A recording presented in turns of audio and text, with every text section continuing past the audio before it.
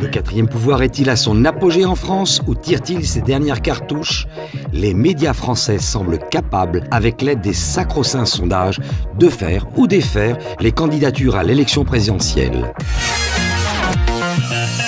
Alors que la France démontre la toute-puissance du quatrième pouvoir, les États-Unis envoient une image bien différente. L'élection de Donald Trump a confirmé le déclin de ce quatrième pouvoir au profit des médias sociaux ou des médias alternatifs. La France a-t-elle 10 ans de retard et les US montrent-ils la voie d'une information libérée après la perte de leur territoire historique où tout a commencé? Je veux parler des États-Unis. Les médias du système concentrent-ils tout sur la France qui apparaît comme le verrou de l'Europe? Le quatrième pouvoir est-il à son apogée en France ou tire-t-il ses dernières cartouches?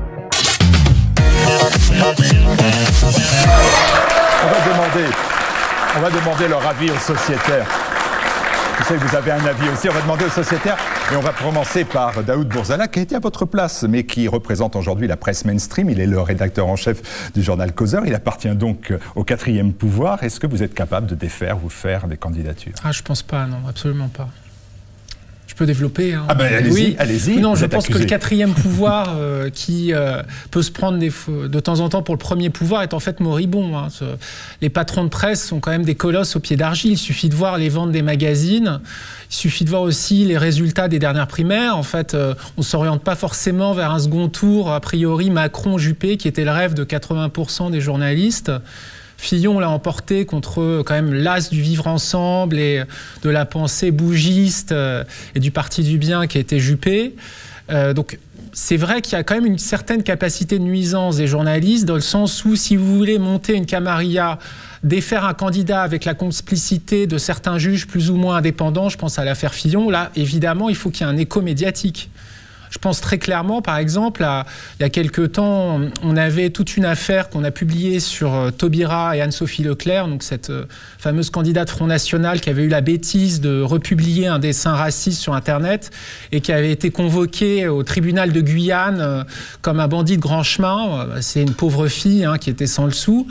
Et donc, il y a eu une somme immense d'irrégularités dans la procédure avec Taubira qui a joué un rôle très ambigu puisqu'elle était à la fois jugée partie, ministre de la Justice, partie civile, etc. On a publié cette affaire, pas un journal n'en a parlé. C'est-à-dire que quand les journalistes ne veulent pas parler d'un totem ou d'un tabou, en l'occurrence Taubira qui est une vache sacrée, bah là, l'affaire ne prend pas. A contrario, Fillon, là, c'est un lâchage général pour X raisons. Bon, peut-être qu'il est trop catholique, peut-être qu'il est gêné, peut-être qu'on ne veut pas vraiment aborder les débats de fond sur son programme économique qui est peu ou prou celui de Macron. Mais donc je pense que finalement les médias sont subclaquants, ils ont la méchanceté, la hargne des bêtes blessées. Voilà. Alors je pose la question, Nicolas Gauthier. Le Canard enchaîné sort l'affaire Fillon. Avec l'ampleur que cela prend. En 1979, le Canard enchaîné sort l'affaire Giscard-Bokassa, avec l'ampleur que ça a. C'est-à-dire qu'entre 1979 et 2016, on prend toujours les mêmes et on recommence, et ça fonctionne. Alors ça veut dire déjà deux choses.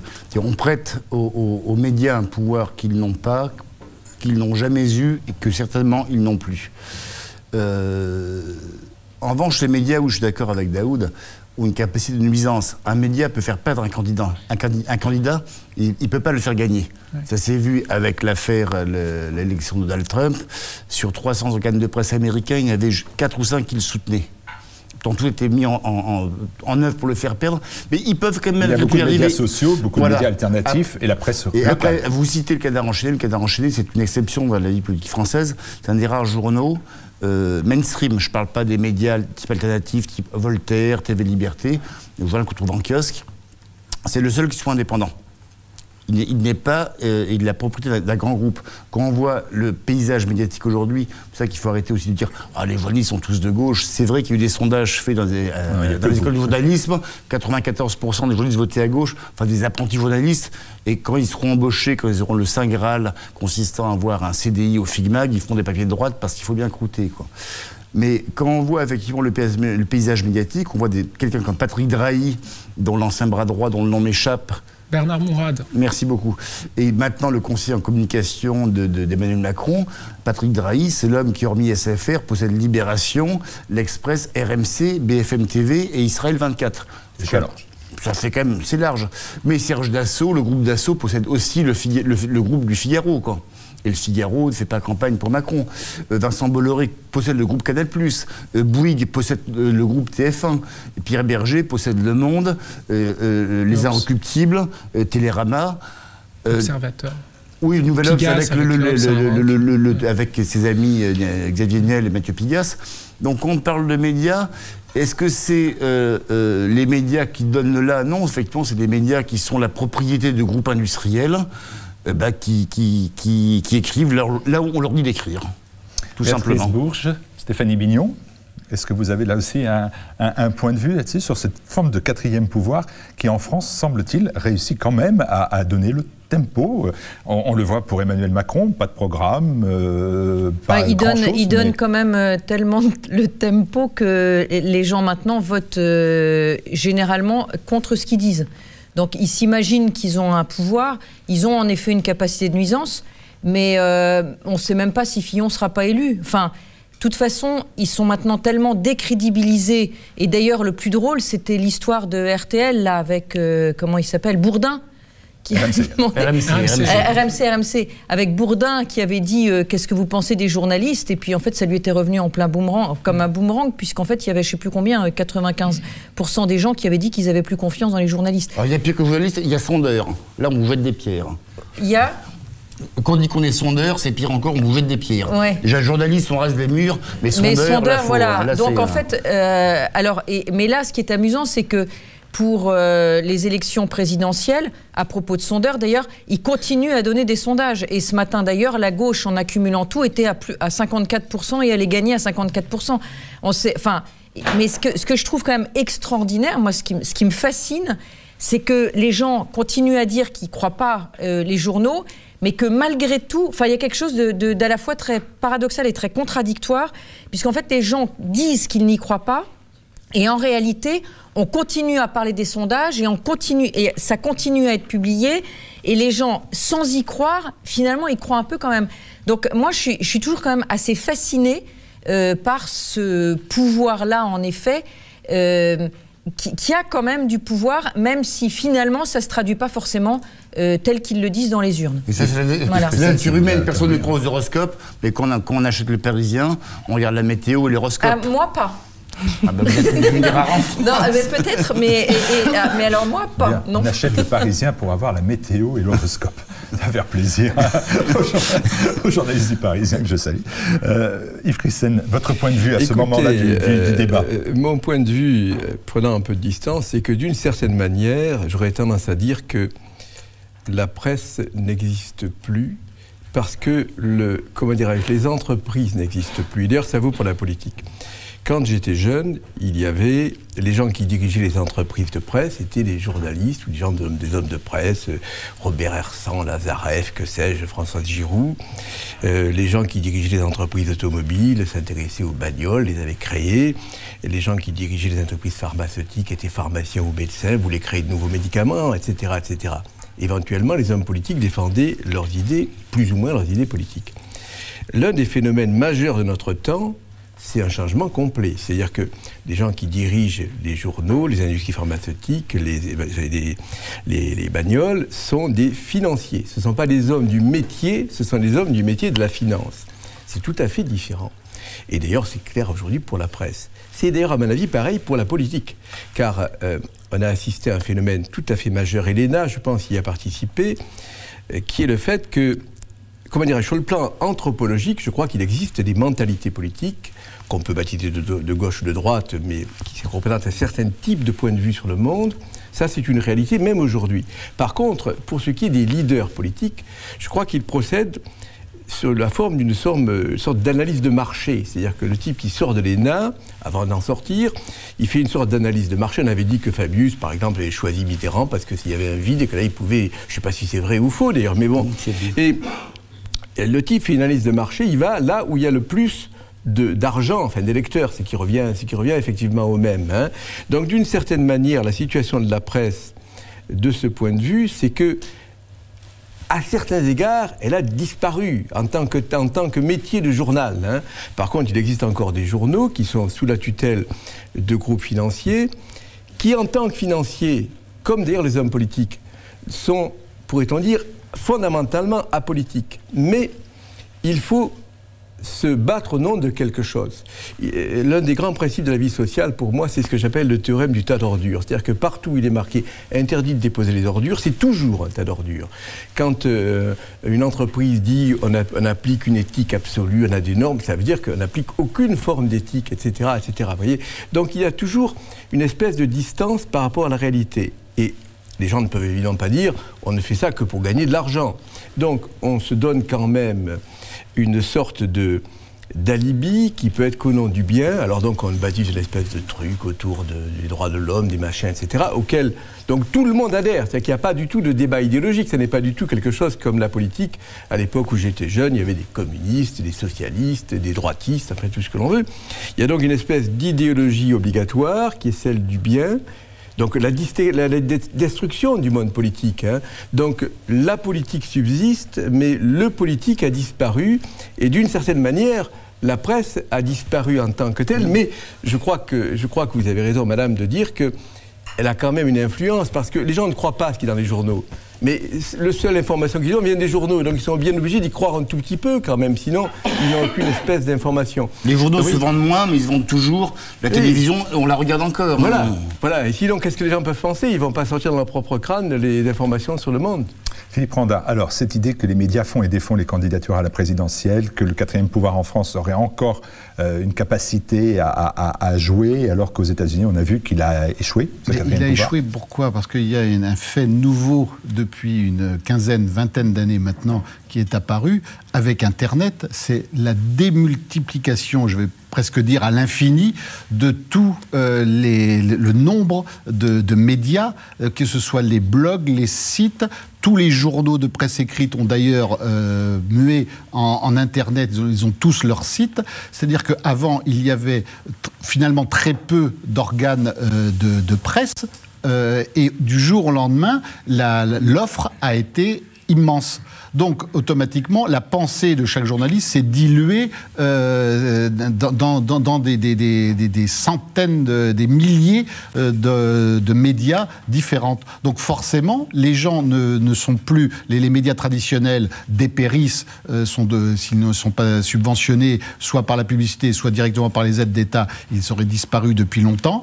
Et tout ce qu'ils disent est forcément dilué sur l'offre qu'il y a sur Internet. Aujourd'hui, qui ne lit qu'un seul journal, que ce soit Libération ou Le Figaro ou Le Monde ?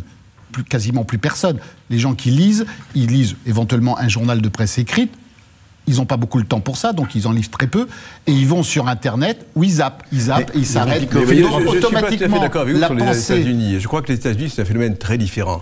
Ne croyez pas que les électeurs de Trump vont sur Internet. France, en tout cas. Les États-Unis, vous savez, c'est une mentalité assez différente. Je crois que l'électeur type de Trump, lui, est très peu préoccupé par les journaux, lit très peu les journaux, et qu'un élément majeur du système américain, c'est qu'il existe fondamentalement, dans beaucoup d'endroits des États-Unis, une profonde réticence vis-à-vis du pouvoir fédéral, et qui fait que ça provoque effectivement un rejet de ce pouvoir fédéral. Et nul mieux que Mme Clinton, ou pire que Mme Clinton, n'est d'illustrer ce pouvoir fédéral. C'était l'incarnation du système, voilà, c'était le système politico-médiatique, côte est, côte ouest, les grandes métropoles. Hein. C'est l'alliance de Wall Street et d'Hollywood. Ce phénomène la tour de Babel et le veau d'or. Et ça, le paysan du Kentucky, ça lui... Il c'est pas qu'il y a... aux États-Unis. C'est la même chose en France. Désolé, c'est la même chose en France. On annonçait un match Juppé gagnant de la primaire de droite, il s'est fait bananer. Sarkozy n'a quasiment pas existé. À gauche, Valls s'est fait... Donc c'est-à-dire que en dehors, dans plus de tous les blogs traditionnels, les sites internet, il y a tous les réseaux sociaux qui ont encore augmenté. D'ailleurs, le pouvoir a quand même extrêmement peur de ces réseaux sociaux et de ces médias alternatifs, puisqu'ils sont en train d'inventer un décodex, c'est-à-dire un blog qui décode les mauvaises informations qui sont données par les sites alternatifs. Cette histoire de décodex est absolument exceptionnelle. Et quand on va regarder le contenu, ce qu'il y a à l'intérieur, et en particulier le décodex pour les adolescents. Je sais pas, ça vaut vraiment le coup d'œil. Je sais pas si vous avez regardé sur la fachosphère. Qu'est-ce que c'est que la fachosphère? Donc évidemment, il y a...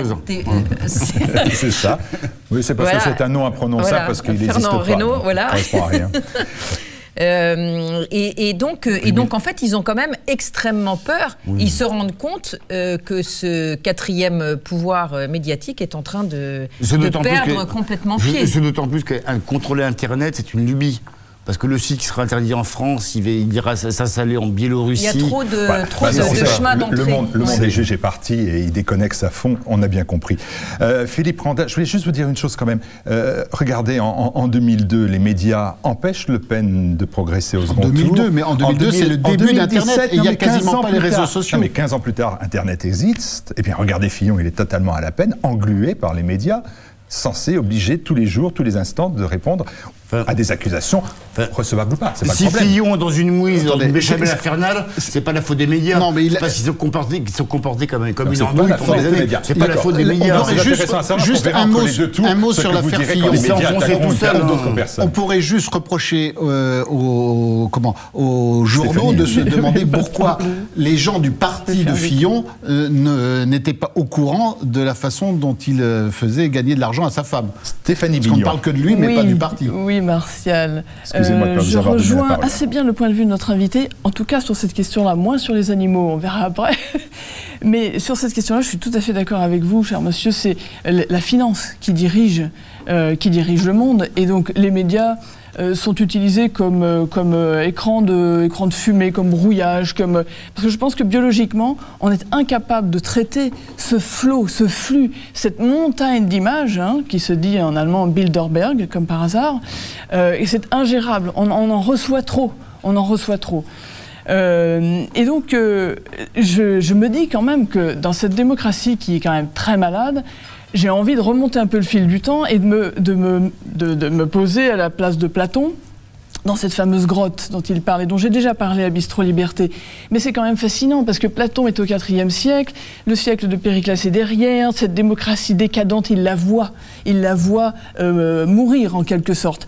Eh bien, la grotte de Platon exprime ça. Et qu'est-ce que c'est que la grotte de Platon? C'est en fait des gens, c'est-à-dire le peuple, soi-disant en régime démocrate, qui est assis au fond d'une grotte et qui se contente et qui prend pour réalité les lumières, les ombres projetées grâce à une lumière artificielle et qu'il considère comme étant le réel. Et d'ailleurs même, il se mire lui-même, il regarde sa propre ombre, il devient en quelque sorte, il peut même se diviniser lui-même finalement, puisque c'est sa propre ombre qui est projetée contre les murs de la grotte. Eh bien, à quoi servent les médias? Mais les médias, c'est ça. Les médias, c'est une projection d'image, c'est une projection pour nous faire prendre pour réalité du virtuel. Et je pense que là où c'est dramatique, c'est que je pense que, et je suis là, je ne vais peut-être pas faire plaisir à tout le monde, mais je pense que la manipulation n'a jamais été aussi performante qu'aujourd'hui. Mais je mets effectivement, même l'élection de Trump, le Brexit et les élections en France à venir, dans, je dirais, le sommet de la manipulation est créée, existante grâce à cette finance qui aujourd'hui a tout pouvoir. Et c'est pas que les médias soient le quatrième pouvoir, c'est qu'il n'y a plus aujourd'hui qu'un seul pouvoir, c'est la finance. Voilà. La finance. J'ai exclu le causeur des forces de la finance, parce que c'est pas... Parce qu'on est un journal indépendant, mais il faudrait dire deux mots quand même de l'affaire Fillon et pourquoi Fillon, finalement, s'est pris les pieds dans le tapis. Sans revenir sur le fond de l'affaire, il faut quand même dire qu'il y a un rejet général des élites et que les journalistes font partie du lot. Vous entendrez assez peu de mes confrères critiquer la fameuse loi Fillon de 2003, qui n'est pas très connue, qui accorde 7 650 € annuels de dégrèvement sur les déclarations d'impôts des journalistes. C'est forfaitaire, hein, j'en bénéficie chaque année. Très peu de gens le critiquent. Et sinon, pourquoi les médias sont conspués? Pourquoi les médias sont plus des prescripteurs d'opinion, comme disent les télémarketeurs? C'est que tout simplement, ils font plus leur boulot. Le rôle d'un média, c'est de servir justement de médiateur entre la réalité et sa traduction journalistique. Or, aujourd'hui, des médias comme Le Monde ou des médias dominants servent de garde-champ du système, hein, comme disaient les Mao dans les années 70, c'est-à-dire que ils vont vous vendre le vivre ensemble, le maintien de la société telle qu'elle est, en tout cas telle qu'ils la fantasment, et surtout, il faut rien dire qui sort de la bien-pensance, qui est en fait une rien-pensance, et ne surtout pas fâcher. Alors j'ai un exemple évident, c'est il y a quelques années, j'avais fait un reportage à Montbéliard, dans la circonscription de Pierre Moscovici, qui était sur le point de basculer le côté Front National. Ça s'est joué à très peu de choses. Et tous les médias y allaient en disant, mais comment ça se fait que cette circonscription historiquement très à gauche, sur le point de basculer à l'extrême droite, et personne n'a montré la réalité. C'est-à-dire que lorsque vous allez à Montbéliard, vous voyez un marché salafisé, des femmes voilées partout, etc. Et voilà, les journalistes sont dans une telle moutonnerie que tout ce qui sort de leur champ de vision, que ce soit Molenbeek pour le petit journal ou autre, ça n'existe pas. Dernière chose, alors je ne sais plus où je voulais en venir. C'est pas grave. Mais non, vous inquiétez y pas. arriver. Moi, je suis souvent comme ça aussi. Oui, alors pour un journaliste, vous imaginez l'aveuglement des journalistes. On peut prendre plusieurs exemples. C'est un petit peu comme si des journalistes payés ou stipendiés ou convaincus par le lobby nucléaire vous disaient, ah, mais c'est quand même étrange à Tchernobyl, pourquoi ces gens détestent autant l'industrie nucléaire, vous voyez ? Et pour reprendre l'exemple de Béatrice Bourges, excusez-moi, Décodex, c'est un très bon exemple, puisque Le Monde, finalement, ne vous dit pas ce qui est vrai ou faux, il vous dit ce qu'il faut ou pas penser, ce qu'il faut ou pas consulter. Par exemple, Valeurs Actuelles, c'est Orange. Hein. C'était vert au départ, et puis ils se sont fait taper sur les doigts, ils ont déterré une condamnation. Sauf que Décodex ne s'adressera qu'au lecteur du Monde, qui de toute façon pensait déjà que Valeurs Actuelles ou TV Liberté... c'est exactement comme la Pravda, c'est-à-dire que ça a accordé des formidables brevets de dissidence. Non, mais ils vont parler entre eux, quoi. Ils vont maudire et diaboliser entre eux. Ça ne va pas avoir une grande importance. Par exemple, Al Jazeera, qui a soutenu la révolution des frères musulmans en Égypte, qui a carrément manipulé des foules en faveur de Morsi, est pastille verte. Hein. Vous allez dire, Le Monde lui-même est pastille verte. Bien sûr. Il avait été le premier à annoncer la mort de Marcel Dassault. Le premier, il faut dire qu'il n'était pas mort. Bon, donc ça, c'est la fiabilité. Ils ont publié l'information, les premiers en tout cas. Les premiers, ils l'ont fait quand même plusieurs jours avant. Allez, on va arrêter sur ce sujet-là, parce qu'on pourrait poursuivre pendant des heures et des heures. Et bien évidemment, je vais laisser la place à notre ami Ignace, qui, dans cette nouvelle formule de Bistro Liberté, est bel et bien là. Et il nous dit, il revient sur le vin et le raisin. Vous voyez comme quoi, hein, ça a touché au cœur des sociétaires et de nos dessinateurs. Le vin et le raisin fait préventif contre Alzheimer. Et moi qui buvais pour oublier. Très joli, très joli. Super, alors, là, plus facile, il faut que je fasse les bruits maintenant aussi. Il faut que je fasse le bruitage. Pan, pan, pan, pan, pan, pan. Il n'arrête pas de me canarder, dit Fillon. Pouvoir des médias mainstream, ça se complique. On est de plus en plus nombreux à regarder TV Liberté. Ça, c'est vrai. 1,5 million, hein. 1,5 million de vues uniques, de téléspectateurs uniques, 1,5 million en décembre. Ça continue. Marine Le Pen, portraiturée par les médias, ça sera pour son second tour. On lui souhaite bon courage. Voter AFP sur un panneau électoral, et puis les répliques de Trump contre les canardages. Tweet, tweet, tweet. Merci, on se retrouve dans quelques instants avec un nouveau sujet.